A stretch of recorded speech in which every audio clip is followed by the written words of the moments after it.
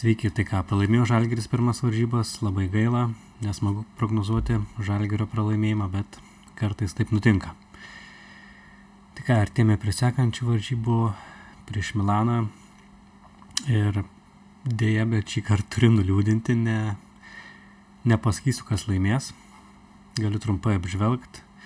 Aš naudoju dvi technikas, tai viena yra klausimo, kita pačių varžybų horoskopas. Tai iš klausimo, ar Žalgiris laimės prieš Milano Olimpiją. Pirmas būstas Žalgiriui, Saturnas, lėtas, užtikrintas, bet tuo pačiu ir sunkiai įveikiamas, sunkiai pastumiamas. 7 būstas Milanas ir Vėžyje, valdovas Mėnulis. Čia liūtė Mėnulis, tai toks biški gal pasipūtęs. Toks nei stiprus, nei labai silpnas.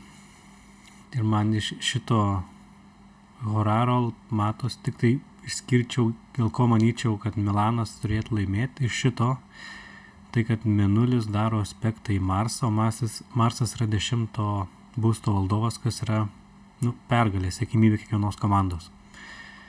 Tai iš klausimo horoskopo aš labiau linkčiau link Milano komandos. Dabar keliaukime prie pačių varžybų horoskopo. Ir pradėkime. Pirmas būstas Dvyniuose, dvyniai su Marsu. Tai kaip stipri, intelektuali kova, negailint jėgų. Kitas pliusas Žalgiriui, turime Fortūnos tašką 4, kas sėkmė, sėkmė lydi Žalgirį. 7 būstas Milano Olimpija Šaulyje, valdovas Jupiteris, tai Vėžyje, egzaltuojantis, stiprus, bet turi įtemptų aspektų. Ir 3 būstas, nesijaučiais gerai 3 būste. Tai va, tai iš varžybų horoskopo man labiau norėčiau sakyti, kad linksta link Žalgirio pusės. Juolab, kad Mėnulis yra vadinamas Mėnulis be kurso ir dažniausiai tai rodo pergalę, laimėjimą favoritam. Tai favoritas neabejotinai yra Žalgiris.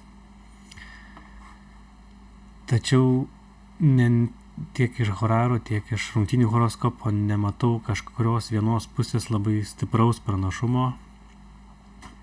Iš horaro skaičiau, kaip sakau, Milanas, iš varžybų horoskopo labiau Žalgiris, todėl susilaikysiu šį kartą nuo spėjimo. Tai ačiū, kad žiūrėjot.